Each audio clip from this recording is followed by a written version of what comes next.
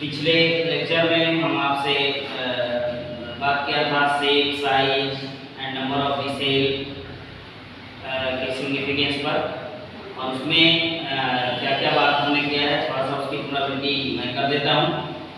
Number of cell पर जब हम brain concentrate about the number of cells, then we found that some organisms are made up of single cell that are known as unicellular organisms like amoeba, paramecium, some bacteria, and on other hand, some organisms we found whose body has a lot of cells, numerous cells that are called multicellular organism, यानी बहुत सारी कोशिकाओं से जो जिसके शरीर का निर्माण होता है उसे हम मल्टीसेलुलर ऑर्गेनिज्म कहते हैं। जैसे human being, elephant, cow, ox, these are the multicellular organism. ये ऑर्गेनिज्म मल्टीसेलुलर हुए। अब इसी में हम आपसे बात किए थे कि और साइज ऑफ ऑर्गेनिज्म, कोई ऑर्गेनिज्म बड़ा है, कोई ऑर्गेनिज्म छोटा है, इसका मतलब क्या लगाना है, ये बात स्पष्ट सी। What is the significance of number of cells? तो आप बिल्कुल इस बात को याद रखेंगे कि significance of number of cell is to determine the size of body. Size of body का मतलब होता है कि बॉडी छोटा या बड़ा। Size, the word size explains how an object large और स्मॉल, बिग और स्मॉल, ये साइज बतलाता है।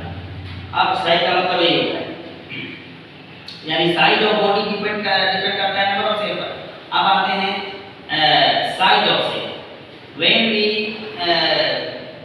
Think about the cells present in nature, then we found that some cells cannot be seen by our naked eyes, हमारी खुली आंख से नहीं दिखाई पड़ता है, while some cells can be visible by our naked eye. As for example, mycoplasma, which is a smallest cell which cannot be seen by our naked eye. हम ऐसे नहीं देख सकते, माइक्रोप्लाज्मा को पीपीए रोगी कहते हैं।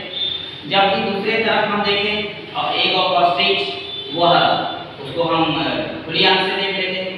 एग ऑफ ऑस्ट्रिच एक सेल है, कोई भी एग जैसे मुर्गी का अंडा हुआ या किसी भी बर्ड्स का अंडा हुआ, वो एक सेल होता है ना। तो मेरा ये कहना है कि cells are of different size, इसका साइज अलग अलग होता है, सभी सेल्स एक तरह के नहीं होते। अगला फिर हम नीचे बताया था शेप ऑफ द सेल। कुछ सेल लंबा होता है, कुछ सेल स्फेरिकल होता है, कुछ सेल रॉड शेप होता है, कुछ सेल कॉलमनार होता है, अलग अलग शेप का अकॉर्डिंग टू फंक्शन सेल का शेप होता है। जैसे इसमें हम सोच के देखें कि पूरे मल्टीसेलुलर ऑर्गेनिज्म का जीवन का प्रारंभ एक सिंगल सेल जाइगोट से होता है। Every multicellular organism begins his life from unicellular structure that is called zygote. Zygote successive cell division में जाता है और एक बैग ऑफ सेल बनता है। बैग ऑफ सेल से एम्ब्रियो बनता है और तब वो एम्ब्रियो का सेल डिफरेंशिएट होता है, यानी डिफरेंशिएशन प्रक्रिया होती है। डिफरेंशिएशन बायोलॉजी में एक शब्द यूज में आता है, what is differentiation? A biological process through which a cell achieve permanent shape and size according to the function which has to be done by them. यानी वह प्रक्रिया, बायोलॉजी में होने वाली वह प्रक्रिया जिसके द्वारा कोई सेल अस्थायी शेप और साइज, यानी बड़ा या छोटा होना या आकृति गोलाकार होना या लंबा होना, शेप और साइज प्राप्त करता है। और वह शेप और साइज किस पर निर्भर करता है? जैसा उसको कार्य करना और साइज वह अचीव करता है। जैसे न्यूरॉन सेल्स और nerve cells has to be transmit messages from one part of our body to another part of our body, है ना। सो इट इज लॉन्गर इनसे लेंथ, उसकी लंबाई ज़्यादा हो जाती है। ये सब बात हमने पिछले क्लास में किया। आज हम आपसे बात करेंगे parts of cell, major parts of cell. एक सेल को 3 मौलिक पार्ट में डिवाइड किया गया है। मान लो कि यह एक सेल है। सेल एक बाउंड्री लाइन से घिरा हुआ है, जो आउटर बाउंड्री है उसको सेल मेम्ब्रेन कहते हैं। सेल मेम्ब्रेन ये parts of the cell, parts of the cell विभाग।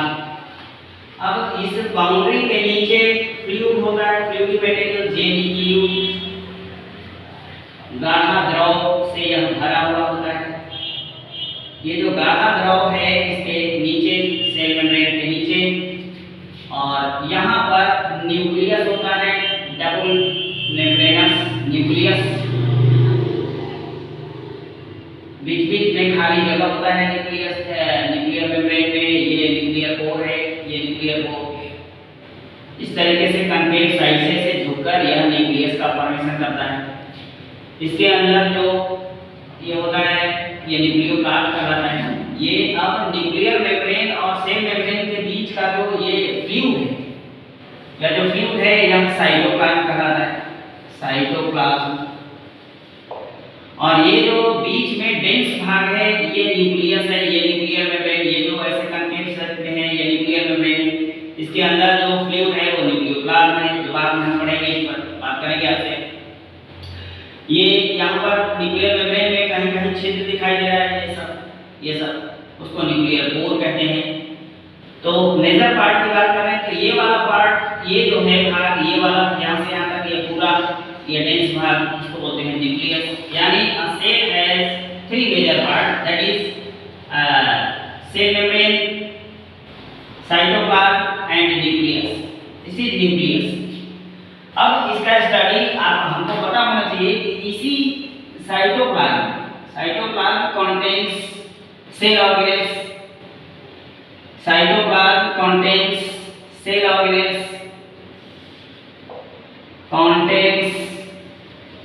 साइटोप्लाज्म में ही सेल ऑर्गेनेल होते हैं, सेल ऑर्गेनेल्स,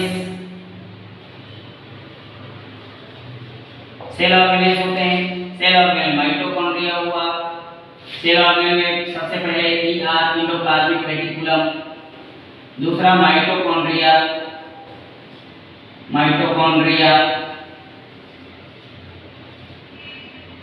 लाइसोसोम्स, राइबोसोम तो इसी पर होता है। उसके बाद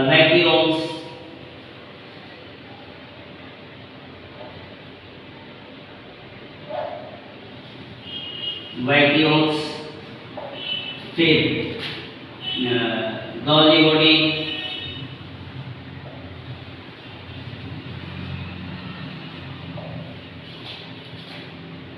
इतना ही मॉलिक्यूल्स को हम लोगों को पढ़ना है, फिर इस पर बात करेंगे आगे।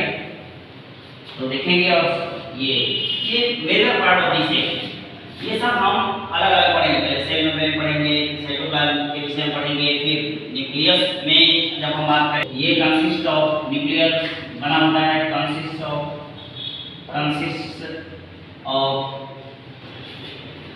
पहले ये जो आउटर बाउंड्री है उसको बोलते हैं न्यूक्लियर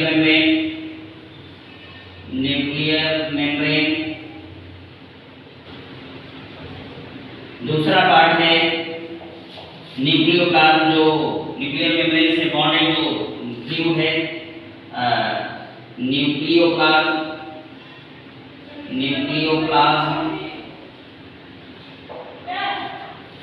और तीसरा इसमें थ्रेड लाइक स्ट्रक्चर होता है। थ्रेड लाइक इस तरीके से structure, beads on string, beads of on string, एक धागा ले लो और यहाँ गांठ बांध दो, यहाँ गांठ बांध दो, यहाँ गांठ बांध दो, यहाँ गांठ बांध दो, तो विड्स ऑन स्ट्रिंग यानी धागे पर गांठ बना हुआ, तो इसको बोलते हैं क्रोमैटिन मटेरियल। क्रोमैटिक मटेरियल होता है। अब जैसे जैसे सेल डिवीजन की ओर जाता है तब यह क्रोमैटिन कंडेंस होता जाता है, डेंसिटी इसकी बढ़ती जाती है, डेंसिटी बढ़ती है तो यही क्रोमोसोम में तब्दील हो जाता है। This is the major part of cell. अगले दिन अगले लेक्चर में हम आपसे बात करेंगे सेल मेम्ब्रेन पर, सेल मेम्ब्रेन पर बात करेंगे, फिर क्रमवार ऐसे ही हम आपसे बात करेंगे।